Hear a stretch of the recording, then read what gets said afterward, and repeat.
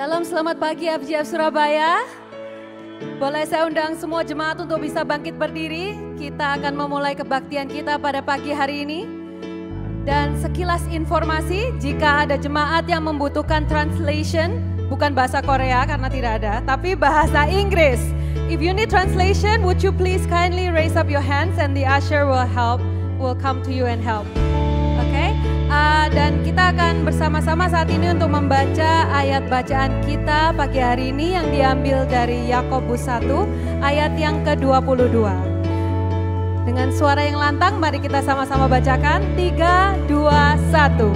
Tetapi hendaklah kamu menjadi pelaku firman dan bukan hanya pendengar saja. Sebab jika tidak demikian, kamu menipu dirimu sendiri. Mari kita berdoa. Bapa, kami sungguh mengucap syukur pagi hari ini kami boleh datang ke gerejamu ya Bapa. Kami rindu untuk membawa pujian kami, membawa sembah kami kepadamu. Kami mencari Engkau ya Tuhan pada pagi hari ini.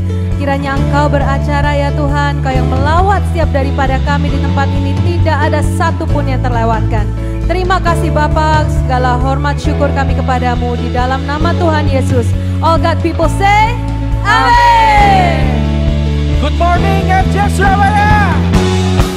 Are you ready to praise our Jesus? Come on. Mari kita angkat tangan kita bertepuk tangan sama-sama. Kita serukan nama Yesus. All our best, come on. Segenap langkah kami tertuju, berlari dari segala penjuru, mendekat kepada Sang Penebus, dapati sinar terang yang kudus. Sama-sama katakan, oh Yesus, oh Yesus, Kau berkuasa untuk selamanya. Kami agungkan namamu,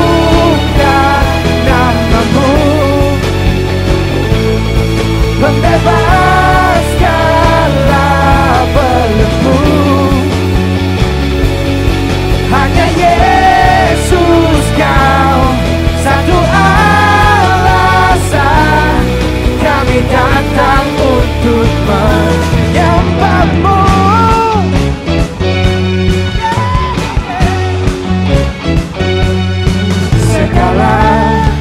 Ikatan telah terbuka dan setiap dosa telah Kau hancurkan. Karena hanya Kau Sang Penebus, sucikan dengan cahaya terang-Mu. Come on, sama-sama katakan, oh Yesus, Kau berkuasa untuk selamanya.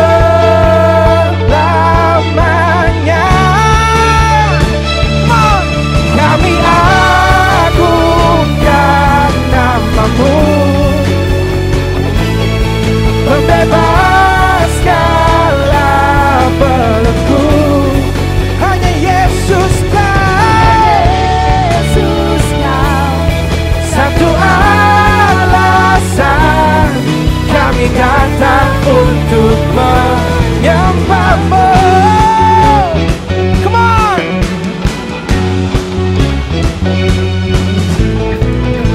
Kau Yesus Tuhan yang berkuasa, tiada yang lain. Come on, sama-sama katakan, tiada yang lain. Oh Yesus, Kau berkuasa untuk selamanya. Oh Yesus, Yesus, Yesus, Kau berkuasa untuk selamanya. Sekali lagi, oh Yesus, oh Yesus, Kau berkuasa untuk selamanya.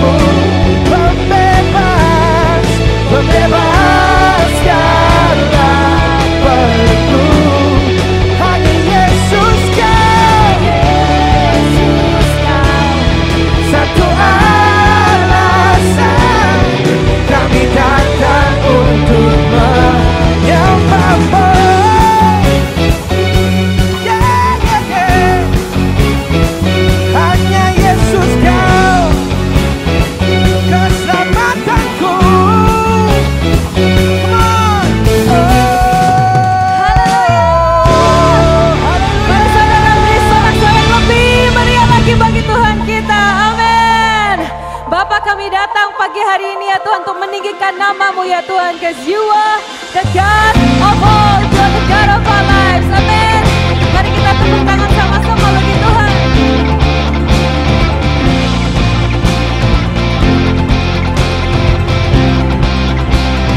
Let's sing from the deepest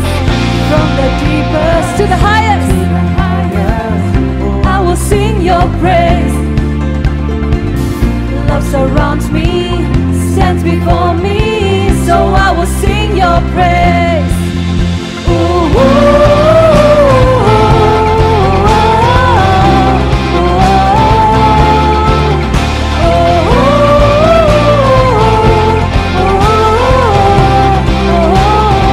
once again from the deepest to the highest, I will sing Your praise. Love surrounds me, stands before me, so I will sing Your praise. You are the Lord of all, God of my life, so take control. To You I give my all, for I am Yours and You are mine. Let's go!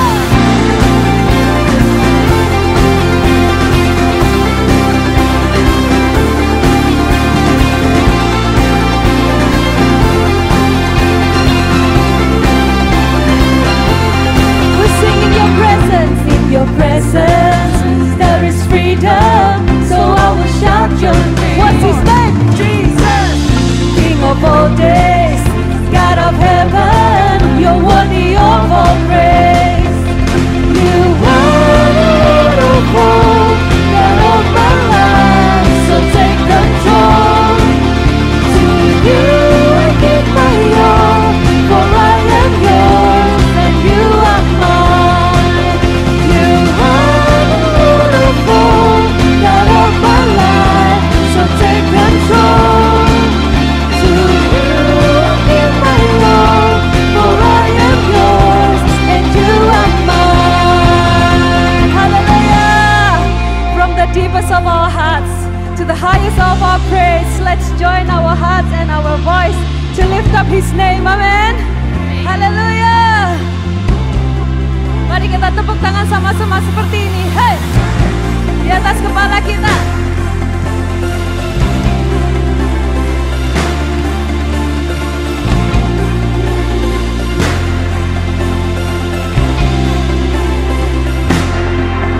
You are the Lord of all, God of my life, so take control.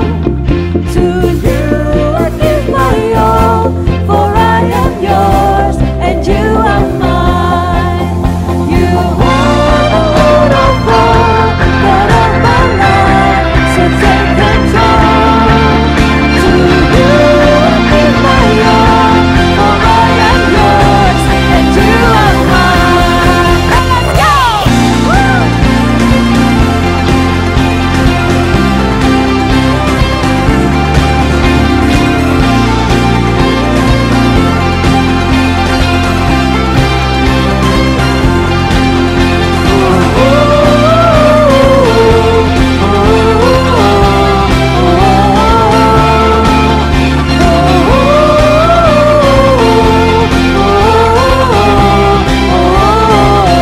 Come on, let's sing.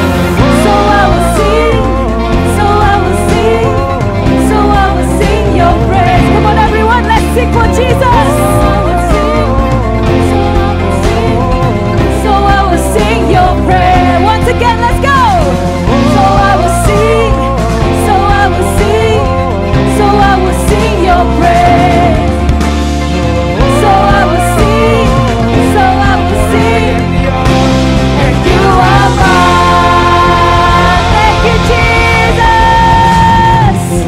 Thank You, Lord.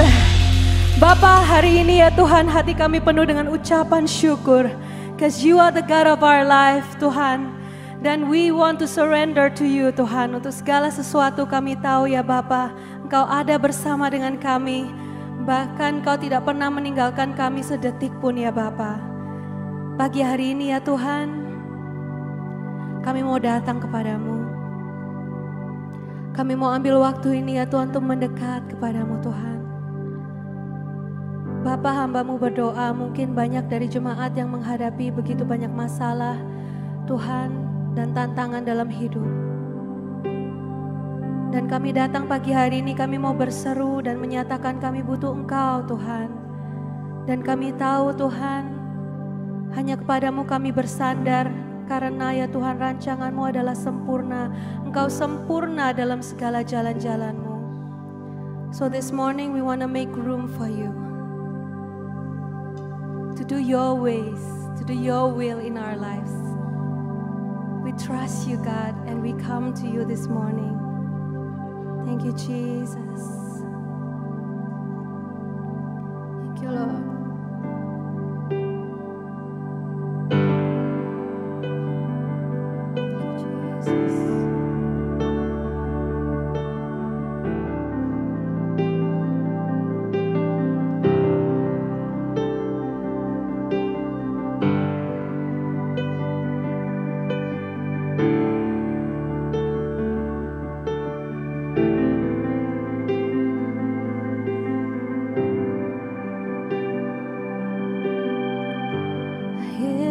Where I lay it down, every burden, every crown. This is my surrender.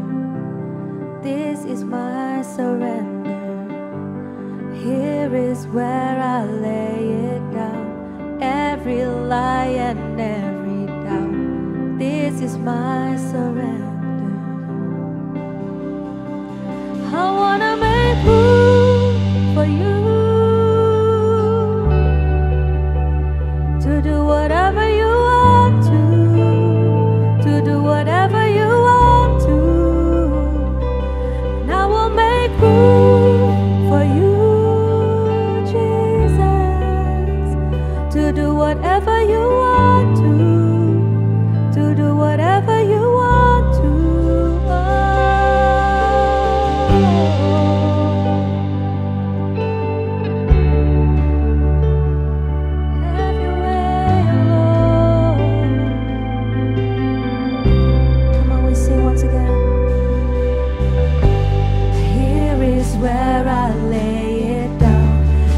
Every burden, every crown. This is my surrender.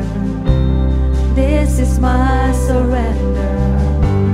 Here is where I lay it down, every lie and every doubt. This is my surrender. Will you make room for Him? I will make room for you.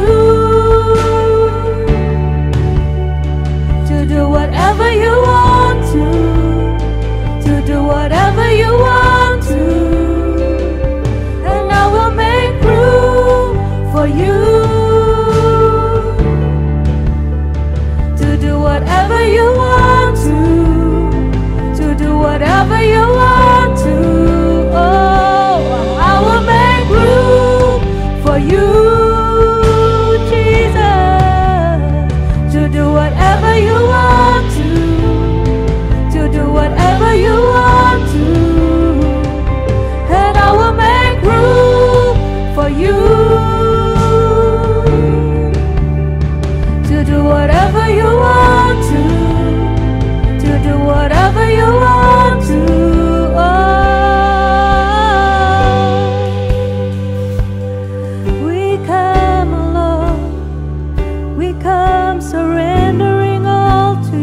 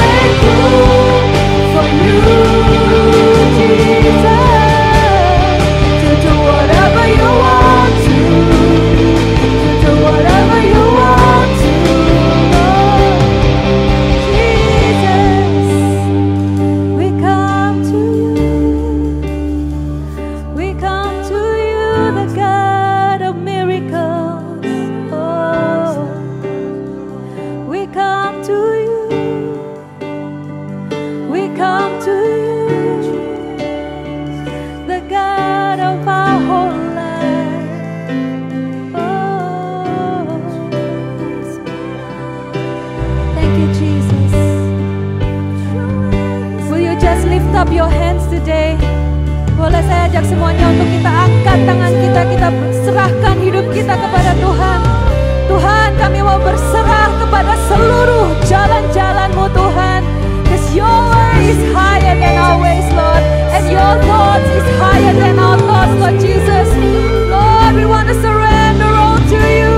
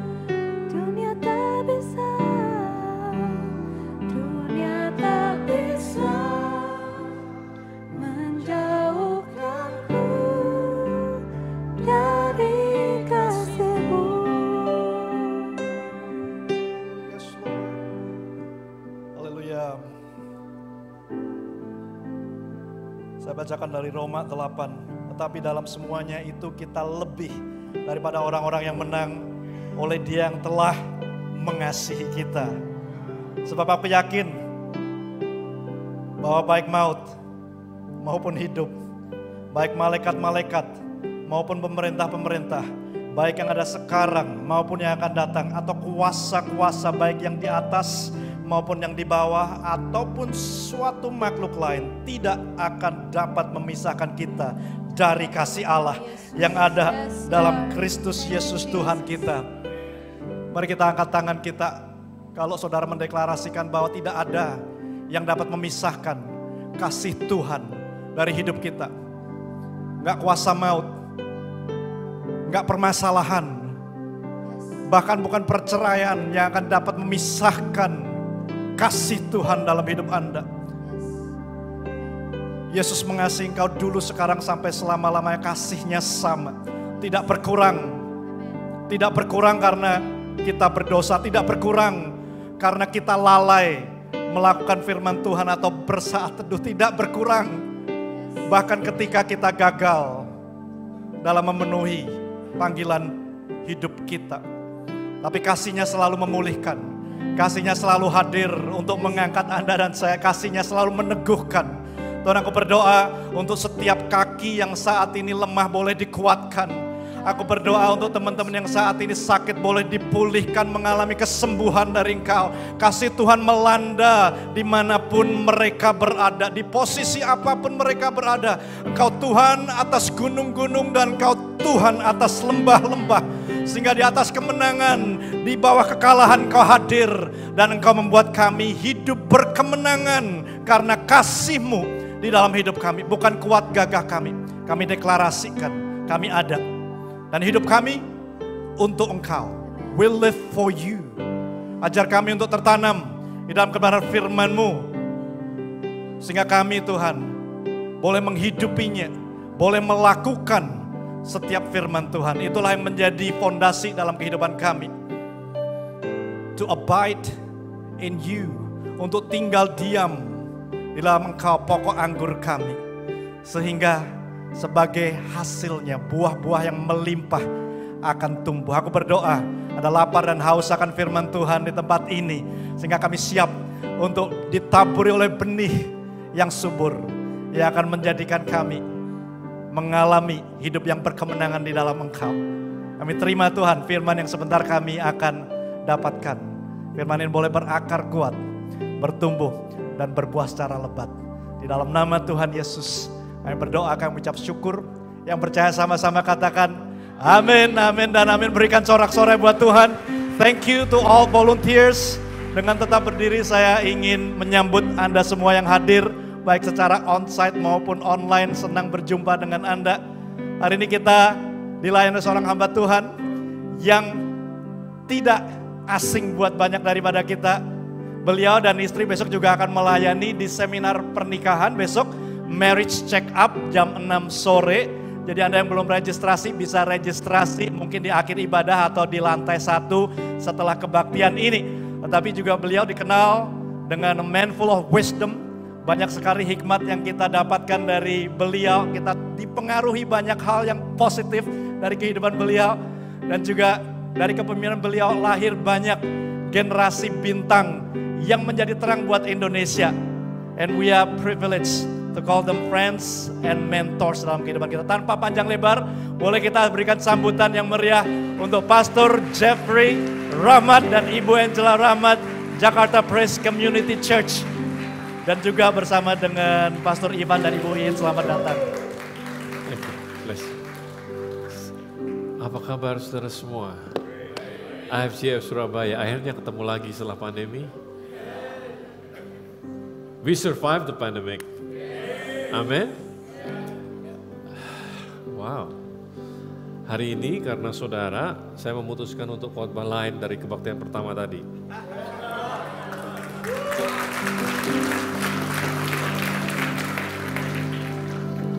I don't know whether it's good or bad. Saya nggak tahu itu baik atau enggak.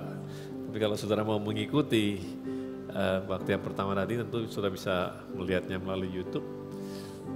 Tapi apa yang saya mau beritakan kepada saudara di kebaktian ini, saya dapat ketika saya berada dalam pandemi. Tapi sebelum kita memulai, mari kita hampiri Tuhan dalam doa lebih dahulu.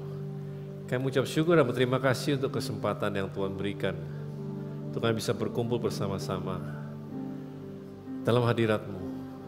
Terima kasih Tuhan, untuk hari yang baru yang Kau jadikan buat kami. Di mana kami bisa menikmati berkat-berkat Tuhan. Meskipun kami tidak selalu mengerti apa yang sedang terjadi di sekitar kami, tapi satu hal yang kami tahu bahwa Engkau selalu beserta dengan kami. Dan bersama dengan Tuhan kami bisa melakukan perkara yang gagah perkasa. Kami buka hati dan pikiran kami siap menerima kebenaran firman-Mu. Urapi hamba-Mu dan kami semua yang mendengarkan sehingga bukan hanya sekedar informasi yang baik yang kami terima, tetapi sebuah pewahyuan yang sanggup untuk mengubah arah kehidupan kami. Sehingga transformasi kehidupan terjadi. Hidup kami ini memuliakan nama Tuhan dan jadi berkat buat banyak orang. Dalam nama Tuhan Yesus kami berdoa dan ucap syukur dan semua percaya katakan. Sebelum saudara duduk, berikan terima kasih pada teman-teman yang sudah melayani kita dengan baik. Saudara boleh duduk. Sekali lagi terima kasih untuk sambutan yang diberikan kepada saya dan undangan yang diberikan kepada saya untuk melayani saudara semua. Terima kasih pada Pastor Bobby dan Mary dan kepada Pastor Raymond dan Lihung dan semua tim yang ada di sini. It's great to be with you. Dan hari ini saya ingin berbicara mengenai kisah yang sudah menjadi kisah klasik ya. Bahkan sudah sering menjadi jargon di dunia ini kalau yang kecil berhadapan dengan yang besar, mereka bilang seperti Daud melawan Goliat. Betul apa tidak? Sebetulnya saya sedang recovering dari flu, jadi kalau suara saya bindeng atau saya batuk sedikit mohon dimaafkan. Alright. Tetapi saya ingin melihatnya dari perspektif yang berbeda. Dan ketahuilah bahwa familiarity kills expectation. Kita seringkali terbiasa dengan sesuatu sehingga kita tidak lagi berharap. Dan saya mau saudara hari ini tidak terbiasa dengan cerita ini. Sehingga saudara bisa melihat adanya satu pengharapan.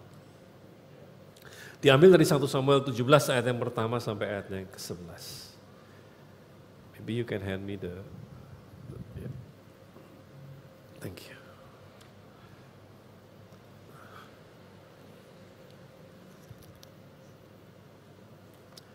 Orang Filistin mengumpulkan tentaranya untuk berperang. Mereka berkumpul di Soko, di tanah Yehuda dan berkemah antara Soko dan Aseka di Efes Damim. Saul dan orang-orang Israel juga berkumpul dan berkemah di lembah Tarbantin. Mereka mengatur barisan perangnya berhadapan dengan orang Filistin. Orang Filistin berdiri di bukit di sebelah sini dan orang Israel berdiri di bukit sebelah sana. Lucu ya yang nulis ini. Seolah-olah kita tahu sini itu mana, sana itu mana. Dan ada lembah di antara mereka. Lalu tampillah keluar seorang pendekar dari tentara orang Filistin namanya Goliat dari Gad. Tingginya 6 hasta sejengkal, ya sekitar 3 meter. Ketopong tembaga ada di kepalanya dan ia memakai baju sirah yang bersisik. Berat baju sirah ini 6.000 sikal tembaga, sekitar 57 kilogram katanya. Lumayan beratnya. Dia memakai penutup dari kaki tembaga dan di bahunya ia memanggul lembing tembaga. Gagang tombaknya seperti pesa tukang tenun dan mata tombaknya itu 600 sikal besi beratnya, sekitar 7 kilogram. Dan seorang pembawa perisai berjalan di depannya. Ia berdiri dan berseru kepada barisan Israel, katanya kepada mereka, "Mengapa kamu keluar untuk mengatur barisan perangmu? Bukankah aku seorang Filistin dan kamu adalah hamba Saul? Pilihlah bagimu seseorang dan biarlah ia turun mendapatkan daku. Jika ia dapat berperang melawan aku dan mengalahkan aku, maka kami akan menjadi hambamu. Tetapi jika aku dapat mengungguli dia dan mengalahkannya, maka kamu akan menjadi hamba kami dan takluk kepada kami. Pula kata orang Filistin itu, aku menantang hari ini barisan Israel, berikanlah kepadaku supaya kami berperang seorang lawan seorang. Ketika Saul dan segenap orang Israel mendengar perkataan orang Filistin itu, maka cemaslah hati mereka dan sangat ketakutan. Kita berhenti sampai di sini dulu. Alkitab ini dituliskan supaya kita bisa belajar daripadanya. Supaya kita bisa mendapatkan hikmat dalam kita mengambil keputusan hari setiap hari. Raja Saul dan para prajuritnya merupakan pasukan yang sangat hebat. Ini bisa saudara lihat dari rekam jejak perang mereka, sebenarnya sangat mengagumkan. Mereka selalu menang dalam setiap pertempuran dan peperangan mereka, dan mereka sebetulnya merupakan pasukan yang sangat menakutkan bagi siapa saja yang berperang melawan mereka. Namun meskipun mereka mempunyai rekam jejak yang luar biasa, namun kali ini tidak seperti biasanya. Raja Saul dan para tentaranya berhadapan dengan satu momen, suatu peristiwa yang lain daripada yang lain, di mana ketika mereka berhadapan dengan orang-orang Filistin yang menjadi musuh mereka, orang-orang Filistin ganti strategi. Ya. Dan perubahan strategi ini rupanya tidak bisa diantisipasi oleh pasukan tentara Israel. Kali ini bangsa Filistin hanya mendorong seorang tentaranya yang bernama Goliat untuk maju menantang siapa saja dari pasukan Israel untuk duel satu lawan satu. Ya. Kalau utusan Israel menang, bangsa Filistin akan menjadi budak mereka. Tapi kalau sebaliknya orang Filistin yang menang, maka Israel yang akan menjadi budak daripada bangsa Filistin. Sepertinya strategi ini membuahkan hasil karena ketika Raja Saul dan tentaranya mendengarkan tantangan itu dan melihat Goliat jagoan yang diutus oleh tentara Filistin, mereka sangat ketakutan. Bayangkan saudara, pasukan tentara yang selama ini selalu diunggulkan, sekarang mereka terlihat sangat lemah.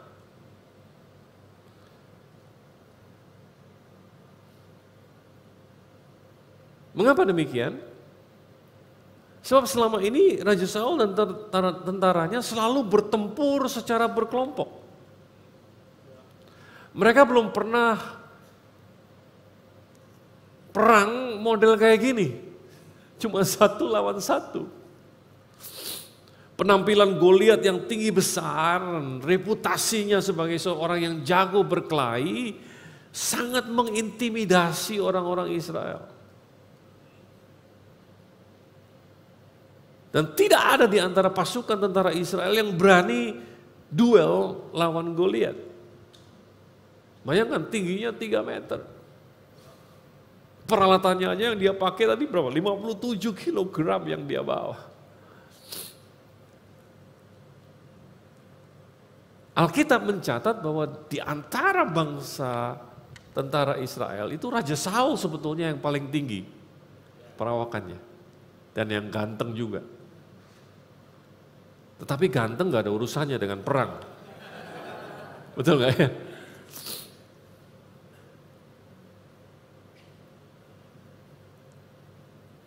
Karena tidak merasa adanya yang bisa menandingi Goliat secara fisik tentunya. Maka mereka gak berani, ciut semua hatinya. Mungkin kalau mereka orang Surabaya komentarnya lucu-lucu kali. Deloken.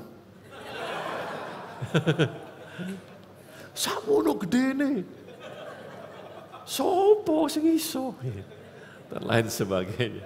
Saya bayangkan kalau orang Israel itu berlogat Jawa Timuran, wah seru pasti. 40 hari. Setiap pagi dan sore kira-kira begitu ya. Goliat maju menantang bangsa Israel. Tapi tidak ada yang berani menghadapinya. Bisa bayangkan bangsa Filistin dapat angin yang sangat luar biasa. Nah kita tahu kemudian ada figur lain yang muncul, seorang yang sangat muda yang gak punya pengalaman yang namanya Daud. Daud ini punya ayah namanya Isai punya 8 orang anak laki-laki, 3 di antara anak-anak Isai ini jadi anggota pasukan tentaranya Saul. Nah suatu hari Daud disuruh oleh bapaknya untuk mengantarkan makanan kepada 3 orang kakaknya sambil mencari tahu apakah mereka masih hidup apa tidak. So di zaman dulu gak seperti kita sekarang ini yang ada komunikasi yang sangat mudah. Jadi Daud diutus untuk antar makanan sekaligus lihat kakaknya masih hidup apa tidak. Dan sampainya di perkemahan tentara Israel, Daud menyaksikan satu kejadian yang tidak biasa. Dalam ayat 23 dan 24 dikatakan sedang ia berbicara kepada mereka, tampillah maju pendekar itu namanya Goliat orang Filistin dari Gad, dari barisan orang Filistin. Ia mengucapkan kata-kata yang tadi juga dan Daud mendengarnya. Ketika semua orang Israel melihat orang itu, larilah mereka daripadanya dengan sangat ketakutan. Sudah bisa bayangkan betapa bingungnya Daud pada saat itu. Daud ini bangga seharusnya ada 3 orang kakaknya jadi pasukan elitnya tentara Israel. Iya kan? Kita punya teman anggota Kopassus saja bangganya minta ampun. Ini baru teman doang. Ini kakaknya 3 lagi. Jadi anggota pasukan tentara Israel. Tapi kebanggaan itu hilang, sirna ya. Begitu dia lihat bahwa bukan cuma kakaknya tapi semua pasukan tentara Israel begitu ketakutan, begitu Goliat muncul. Kira-kira si Daud gimana tuh perasaannya? Bingung gak dia? Mungkin dia pikir gini, kenapa jadi begini? Ayat 25 kemudian berkatalah orang-orang Israel itu, sudahkah kamu lihat orang yang maju itu? Delok entah, gitu kan. Sesungguhnya ia maju untuk mencemooh orang Israel. Orang yang mengalahkan dia akan dianugerahi raja kekayaan besar. Raja akan memberikan anaknya yang perempuan kepadanya dan kaum keluarganya akan dibebaskan dari pajak di Israel. Lalu berkatalah Daud kepada orang-orang yang berdiri di dekatnya, apakah yang akan dilakukan kepada orang yang mengalahkan orang Filistin itu? Dan yang menghindarkan cemooh dari Israel. Siapakah orang Filistin yang tak bersunat ini sampai ia berani mencemooh barisan daripada Allah yang hidup? Di sini saya menemukan 2 perspektif yang berbeda. Cara pandang yang berbeda. Tentara itu bilang begini, sudahkah kamu lihat orang yang maju itu? Mata mereka tertuju kepada besarnya Goliat. Besarnya masalah yang menghadang mereka. Dan karena setiap hari, 2 kali sehari, udah kayak obat Goliat ini. 2 kali sehari dia maju menantang bangsa Israel selama 40 hari. Dan semakin hari semakin diperhatikan Goliat jadi semakin besar seolah-olah di mata mereka. Padahal Goliat ya sama-sama juga segitu-segitu aja. Cuma semakin hari karena rasa takut mereka bertambah. Meskipun Goliat perasaan gak nambah berat badan dia. Tapi kelihatan semakin besar di mata mereka.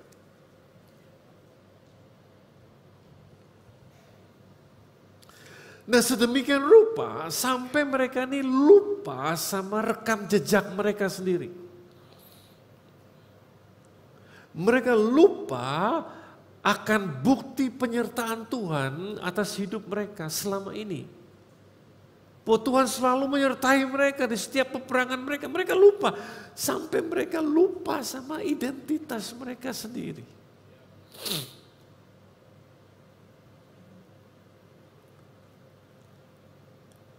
Dan Raja Saul menyediakan hadiah yang sangat luar biasa besar bagi siapa saja yang sanggup mengalahkan Goliat. Bahkan anaknya sendiri dikorbankan. Ya istilah dipersembahkan lah, siapa yang mau nih? Apa itu orang Surabaya bilang? Pengen anakku. Gitu. Gitu. Anak istri saya nggak ngerti. Tapi nggak ada yang berani maju. Tapi Daud memiliki cara pandang yang berbeda. Daud bilang gitu, siapakah orang Filistin yang tak bersunat ini sampai ia berani mencemooh barisan daripada Allah yang hidup? Mata Daud tertuju pada Allah yang hidup. Dan tidak hanya memandang kepada masalah yang ada. Dia tahu Goliat, dia lihat Goliat besar.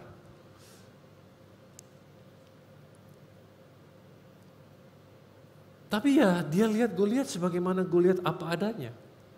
Tidak lebih besar daripada kenyataannya. Karena matanya tertuju kepada Allah yang hidup. Singkat cerita, karena tidak ada yang berani untuk maju, maka Daud menawarkan diri untuk menghadapi Goliat. Daud dari sejak kecil punya mindset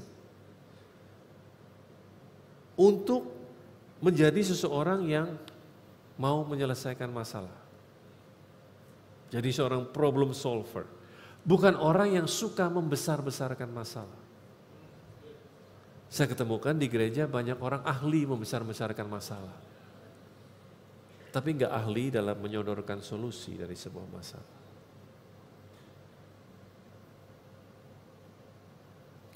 Daud tidak kecil hatinya ketika berhadapan dengan masalah besar. Justru tekadnya semakin muncul. Seringkali anak-anak Tuhan lupa sama lagu-lagu yang mereka nyanyiin sendiri. Terutama pada saat berjumpa dengan masalah. Ada banyak lagu-lagu yang sebetulnya bagus. Bukan untuk dinyanyikan, tapi untuk dilakukan. Teman saya dari Amerika namanya Casey Treat bilang begini, kalau saja kita melakukan semua lagu yang kita nyanyikan, kita ini hidup jauh lah dari seorang pemenang. Lebih dari seorang pemenang maksudnya. Kita nyanyi Bagai Raja Wali, terbang tinggi ketika badai datang, mengepakkan sayapnya, kita nyanyi macam-macam deh. Tapi justru krisis datang, kita bukannya terbang tinggi kayak Raja Wali, pakai kekuatan sayap, menggunakan angin yang sedang bertiup, kita malah lebih mirip ayam daripada Raja Wali. Ya, sembunyi ketakutan, malah doa. Gitu. Cepat lalukan angin ini daripadaku. Loh, apa yang terjadi dengan kepakan sayap dan terbang bagi Raja Wali? Cuman komentar saja. Nah tentu kakak-kakaknya marah ngelihat keberanian Daud. Mereka pikir lu enggak, sayang udah jagoan perang saja, udah berkali-kali perang aja nggak berani, kok kamu yang masih kecil belum pernah perang mau sok-sokan melawan Goliat, emang kamu siapa? Kamu kan cuma disuruh ngantar makanan, nanti bagaimana pertanggungjawaban kami kepada Bapak kalau kamu mati? Ayat 31 katakan, terdengarlah kepada orang perkataan yang diucapkan oleh Daud, lalu diberitahukanlah kepada Saul. Karena nggak ada yang berani, ini ada yang berani, langsung Saul dikasih tahu, ini nih ada yang berani nih. Gitu. Dan Saul langsung suruh panggil. Berkata Daud kepada Saul, janganlah seseorang menjadi tawar hati karena dia. Hambamu ini akan pergi melawan orang Filistin itu. Nekat ini Daud ini kelihatannya. Dia yang nasihatin sama raja. Dia bilang jangan tawar hati bos. Aku maju. Sign me up. Tawar hati menyebabkan seseorang kehilangan kekuatannya.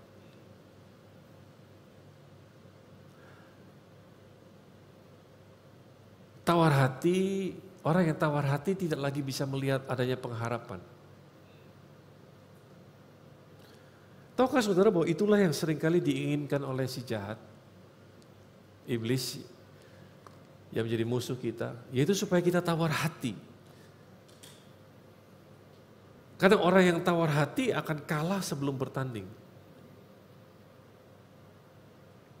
Kemudian dalam ayat yang ke-33 dikatakan, tetapi Saul berkata kepada Daud, tidak mungkin engkau dapat menghadapi orang Filistin itu untuk melawan dia.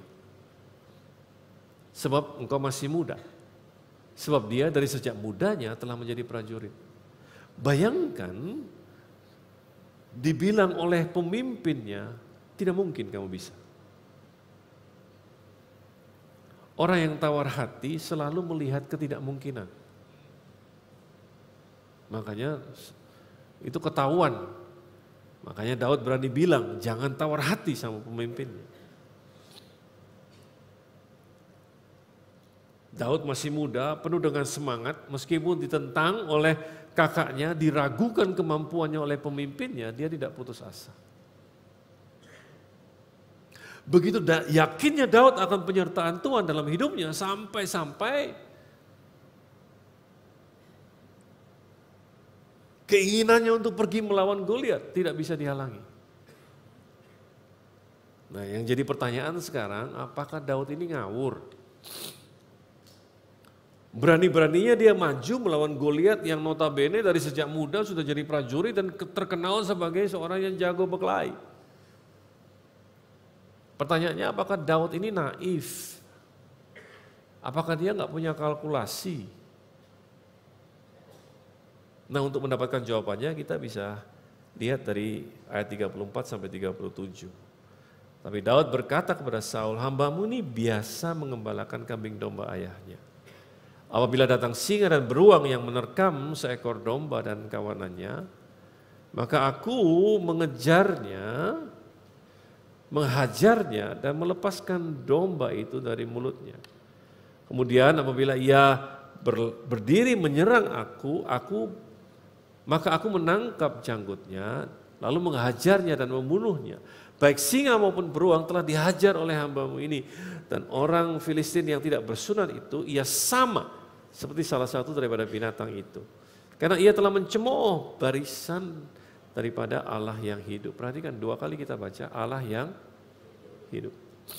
Pula kata Daud, Tuhan yang telah melepaskan aku dari cakar singa dan dari cakar beruang, dia juga akan melepaskan aku dari tangan orang Filistin itu. Kata Saul kepada Daud, pergilah, apa? Tuhan menyertai engkau. Daud penuh dengan kalkulasi. Dia nggak ngawur, dia nggak naif. Kalkulasinya didasari oleh pengenalannya akan siapa Tuhan.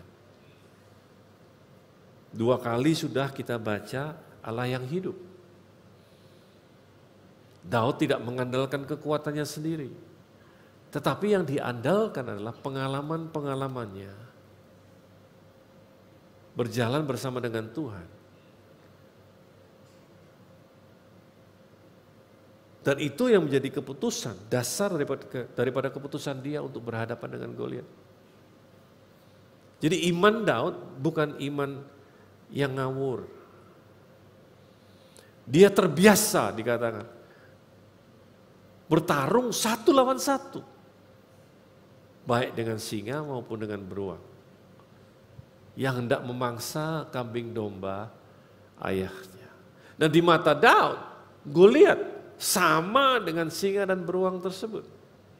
Bayangkan setiap kali Daud harus berhadapan dengan singa atau beruang. Bayangkan, tidak ada yang bisa dimintain tolong kecuali Tuhan. Dia mau minta tolong sama siapa? Dia nggak bisa minta tolong sama kakaknya, dia nggak bisa minta tolong sama ayahnya. It will be too late, terlambat kalau dia pulang dulu minta bantuan ayahnya. Habis malah, bukan satu malah semua dimakan.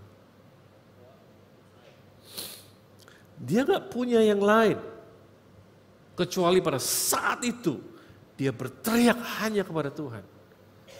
Dan Tuhanlah satu-satunya yang sanggup membela dia. Dan dia punya pengalaman ini beberapa kali. Dan itu yang menyebabkan dia kemudian berani untuk pergi melawan Goliat. Karena setiap kali dia berteriak minta tolong, dia merasakan perlindungan Tuhan. Dan dia mengalami sendiri bagaimana Tuhan membantu dia melepaskan diri dari cakaran singa dan beruang. Ingat, Daud gak pernah cari gara-gara sama singa atau beruang. Beruang nganggur digangguin gitu sama dia, enggak. Bukan dia yang cari gara-gara. Bukan. Tetapi ini imannya muncul karena apa? Karena rasa tanggung jawabnya. Iman Daud tumbuh dari pengalamannya dalam melakukan pekerjaannya sehari-hari. Dia merasa bertanggung jawab terhadap papanya. Dan pengalamannya menyelamatkan binatang peliharaan ini membuat Daud sangat yakin bahwa Allah yang sama, Tuhan yang sama, Allah yang hidup itu akan menolong dia mengalahkan Goliat. Daud adalah contoh dari seseorang yang melibatkan Tuhan dalam pekerjaan sehari-hari. Ini yang perlu kita lakukan. Kalau kita melibatkan Tuhan, maka kita akan menemukan Tuhan dalam keseharian kita. Baik dalam urusan rumah tangga, dalam urusan sekolah, dalam urusan kerja, dalam bisnis kita. Maka kita akan punya pengalaman berjalan bersama dengan Tuhan. Dan kisah tentang Goliat ini mengajarkan kepada kita semua bahwa pentingnya untuk kita punya iman personal. Iman pribadi yang datangnya dari pengenalan kita akan Tuhan sendiri. Daud kenal siapa Tuhannya, meskipun dia sangat muda, Daud sudah mempunyai pengalaman berjalan bersama dengan Tuhan sendiri. Sama seperti Goliat dari sejak muda sudah jago berkelahi, Daud dari sejak muda punya pengalaman berjalan bersama dengan Tuhan.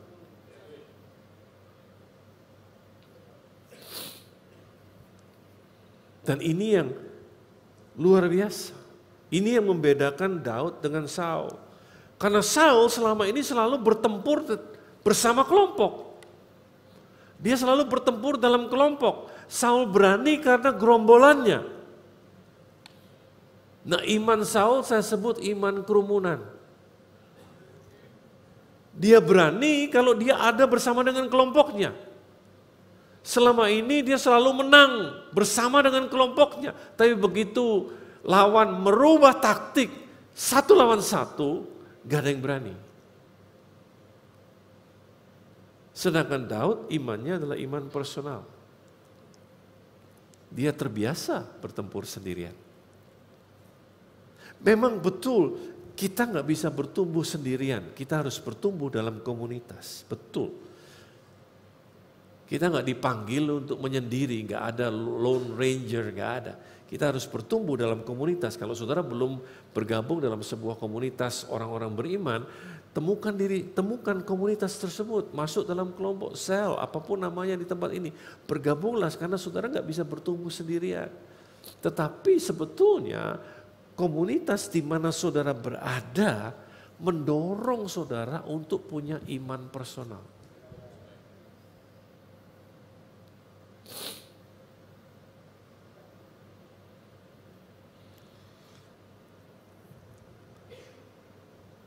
Supaya apa? Supaya iman saudara bukan iman nebeng. It's easy, sangat mudah untuk dalam kelompok seperti ini, dalam perkumpulan seperti ini untuk worship God bersama-sama. Tapi pernahkah saudara worship God sendirian?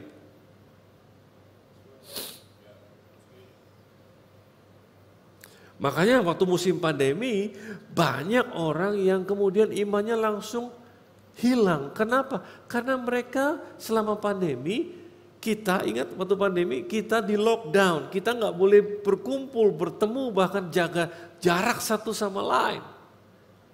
Apalagi kalau kita kena virus corona, kita di karantina, nggak bisa ketemu siapa-siapa. Nah, pada saat itu saya ketemukan banyak orang yang saya pikir beriman, ternyata imannya cuma iman kerumunan, bukan iman personal. Dan pandemi membuktikan ada begitu banyak orang Kristen imannya iman kerumunan, bukan iman personal. Makanya doa mereka supaya pandemi cepat hilang. Supaya apa? Supaya bisa berkerumun lagi. Sama kayak kalau saudara nonton film kungfu. Pernah nonton film kungfu? Di sekitar jagoannya itu selalu ada orang yang pecicilan, yang suka merasa paling jago. Karena dia ada bersama dengan kelompoknya. Kalau yang lewat pasar tuh yang paling sering godain ngambilin barang nggak mau bayar gitu kan. Karena ada tuh kalau di film-film kungfu kan. Karena apa? Karena dia anggota daripada jagoannya. Tapi kalau dia lagi sendirian jalan di pasar, digangguin orang, kabur dia. Nggak berani. Ya kayak gitu kira-kira kebanyakan iman orang. It's not the real faith yang mereka punya. Pada saat orang sendirian, gak banyak yang berani. COVID mengajarkan kepada kita bahwa dalam hidup ini ada kalanya kita harus berhadapan dengan persoalan kita sendiri. Di mana kita nggak bisa mengandalkan orang lain untuk bertarung dengan kita. In life there are times when it is not you who choose the problem, but the problem chooses you. Dalam hidup ini ada kalanya bukan saudara yang memilih persoalan, tapi persoalan yang memilih saudara. And when that happen, you need to use your personal faith to fight your battle alone. Pada saat itu terjadi, saudara harus pergunakan iman personal saudara untuk fight alone. Boleh saya minta waktu tambahan 5-10 menit lagi? Saudara bisa bayangkan Maria, ibu Yusuf.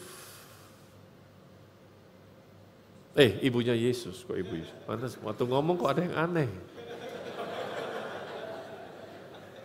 Saudara bisa bayangkan Maria, ibunya Yesus. Pada saat malaikat mendatangi dia untuk dia hamil karena Roh Kudus.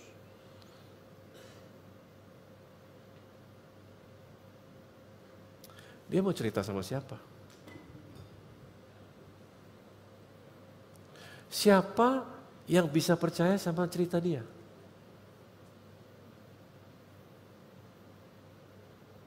Coba bayangkan.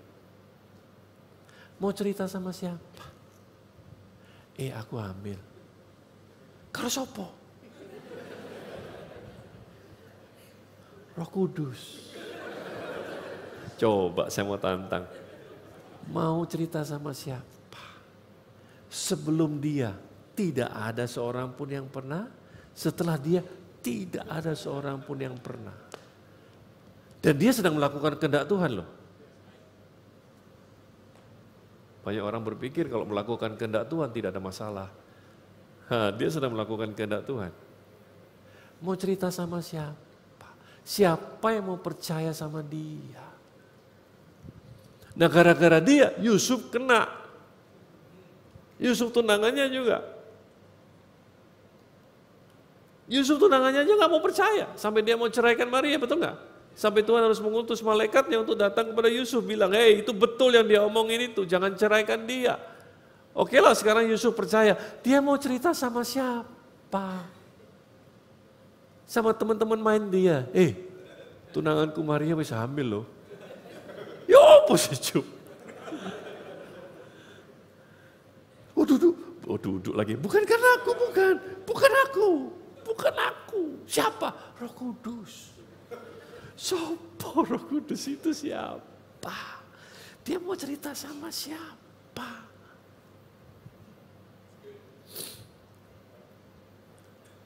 Terkadang bukan kita yang pilih masalah yang pilih kita. Dan gara-gara kita mengalami masalah itu, kita gak bisa cerita sama siapa-siapa. Gak ada yang bisa relate to our story. Gak ada yang bisa relate, terhubung dengan cerita kita. Dan kita harus fight alone, bertarung sendirian. Nah kalau kita gak punya personal faith pada saat itu, kita gak bisa menang. Kita ciut, kita lupa jadi diri kita. Kita lupa semua penyertaan Tuhan, kita lupa semua blessing yang datangnya dari Tuhan. Kita lupa semuanya. Kita lupa Allah yang hidup. Ini yang menyebabkan kenapa saya begitu mendalami ini. Pentingnya untuk kita punya yang namanya personal faith. Personal faith yang datang dari membawa Tuhan dalam keseharian kita. Dalam pekerjaan saudara, dalam rumah tangga saudara.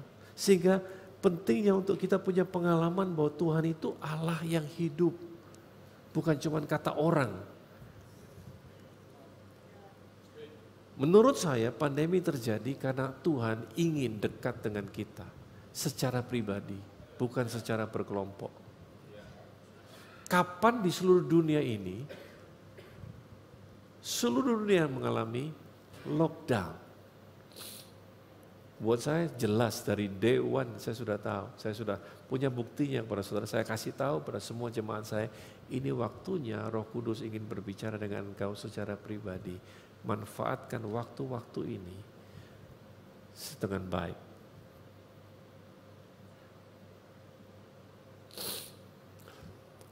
Nah, waktu saya cuma minta 5 menit tadi.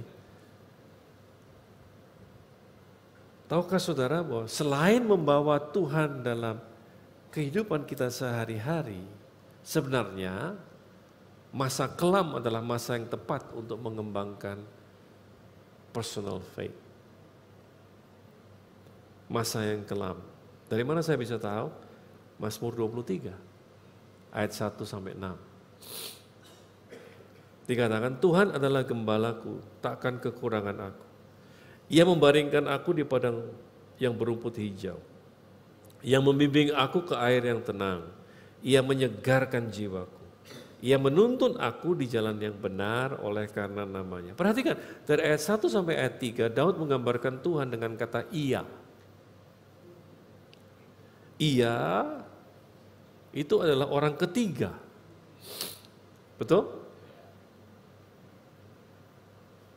Ia membaringkan aku di padang berumput hijau. Ia membimbing aku ke air yang tenang. Ia menyegarkan jiwaku. Ia menuntun aku. Perhatikan, mulai dari ayat yang keempat, ia nggak pakai lagi kata ia. Daud tidak menggambarkan Tuhan sebagai ia. Tetapi dia rubah, Daud memakai kata engkau. Engkau adalah orang kedua, bukan orang ketiga. Sekalipun aku berjalan dalam lembah kekelaman, aku tidak takut berbahaya sebab engkau besertaku. Gadamu dan tongkatmu itulah yang menghibur aku. Engkau menyediakan hidangan bagiku di hadapan lawanku. Engkau mengurapi kepalaku dengan minyak, pialaku penuh melimpah. Kebajikan dan kemurahan belaka yang akan mengikuti aku seumur hidupku dan aku akan diam di dalam rumah Tuhan sepanjang masa. Berarti Mulai dari ayat yang keempat, ada perubahan kedekatan dalam hubungan Daud dengan Tuhan. Dari kata ia, orang pihak ketiga, dia pakai kata engkau yang adalah pihak kedua. Berarti Tuhan jadi lebih personal. Lebih dekat, Daud menjadi lebih dekat dengan Tuhan. Tuhan lebih dekat dengan Daud. Dan perubahan ini terjadi justru, perhatikan, ketika Daud berjalan dalam lembah kekelaman. Daud menemukan Tuhan menjadi lebih dekat justru ketika dia ada di dalam lembah. Nah, sekarang tim musik boleh naik ke atas.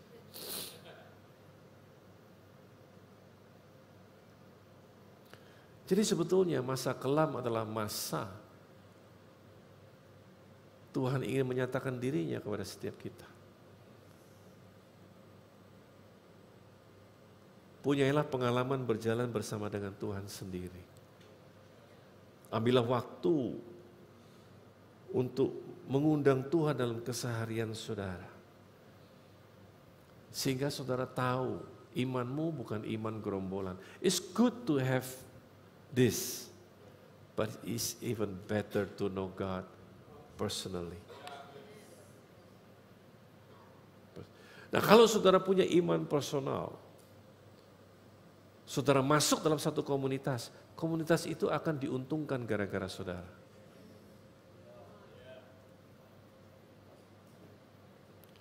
Tahu kelemahan kita apa? Kebanyakan orang Kristen kenapa nggak punya iman personal, imannya iman kerumunan? Karena terlalu diperhatikan. Sedikit-sedikit telepon sel leader, ketua selnya. Doain kok, doain.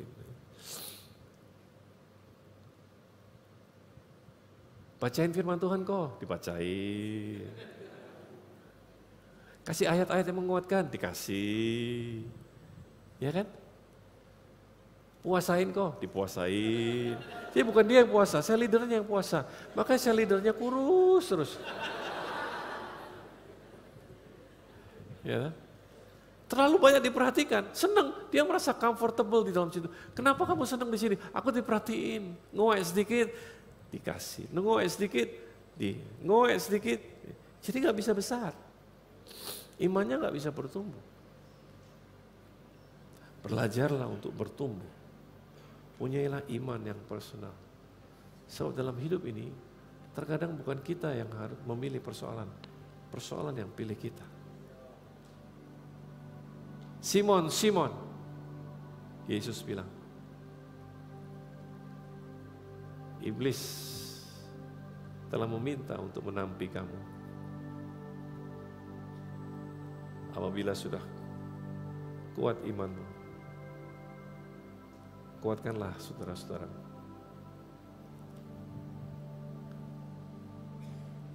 Kenapa Simon yang dipanggil?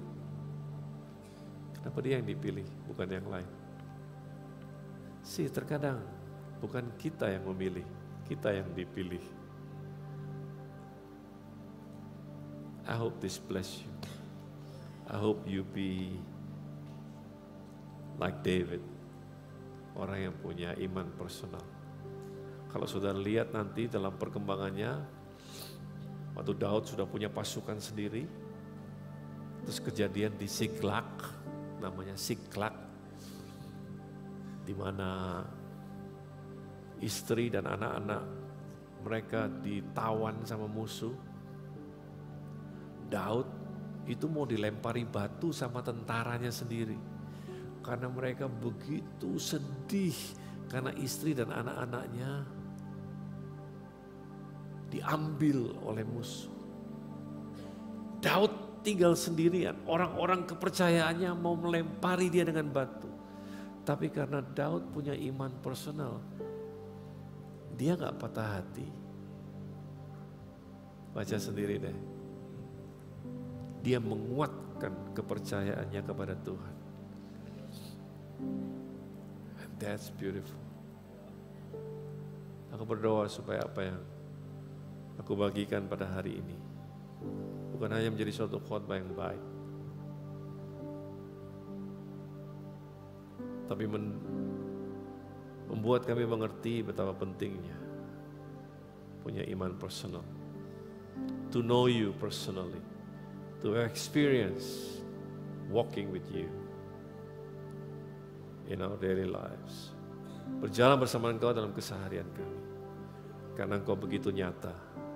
Engkau begitu hidup. Dalam nama Yesus kami berdoa. Amin.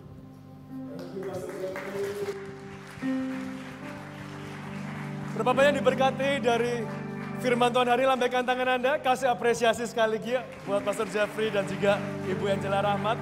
Teman-teman, kita saksikan Seed News berikut ini ya sebelum kita akhiri ibadah hari ini.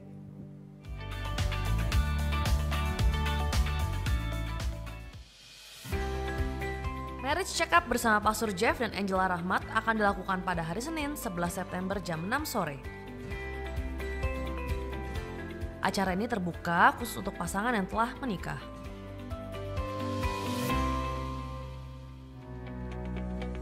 Kelas I Grow Deeper mengenai Alkitab tentang dunia malaikat dan setan bersama Pastor Juanda diadakan tanggal 18 September jam 6 sore.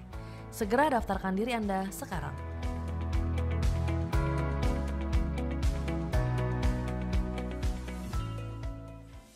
Youth Camp Class khusus kelas 7-12 telah dibuka pada tanggal 17 September dan dilakukan pada pukul 8.30 pagi di IFJF Surabaya. Bagi Anda yang ingin mendaftar, dapat registrasi di link yang ada.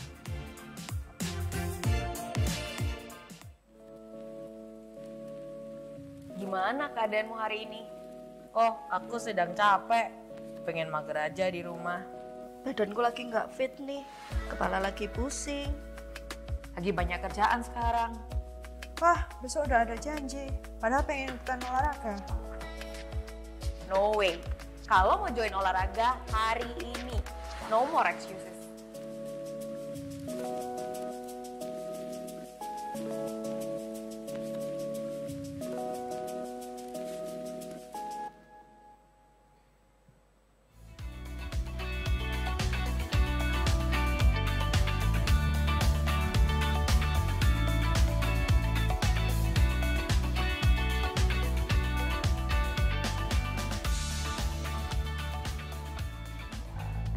Oke Bapak Ibu sekalian, kita tiba di akhir dari ibadah hari ini. Perkenalkan sebelumnya, nama saya Seva selaku host Anda.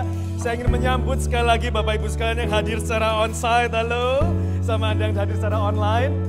Untuk Anda yang pertama kali hadir, jangan pulang buru-buru ya, kami rindu untuk berkenalan supaya kami dapat melayani Anda dengan lebih baik.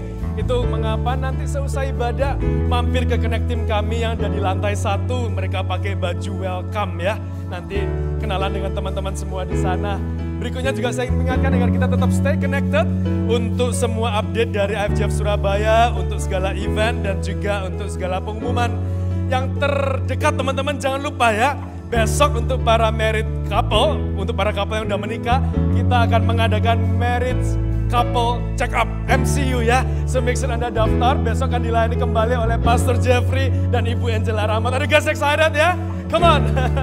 Dan juga untuk minggu depannya tanggal 18 September kita akan ada kelas untuk teman-teman yang udah selesai kelas camp atau masih ongoing kelas camp. Kita akan mengadakan kelas I Grow Deeper yang kali ini bertemakan kita belajar mengenai malaikat dan iblis ya. Make sure Anda daftar, itu 4 kali pertemuan tanggal 18 September sampai 9 Oktober. Dan pengumuman terakhir yaitu untuk persembahan di tempat kami yaitu di IFJF Surabaya dapat dilakukan secara virtual. Anda dapat memberikan melalui QR Code yang tersedia ataupun debit ataupun online transfer yang ada.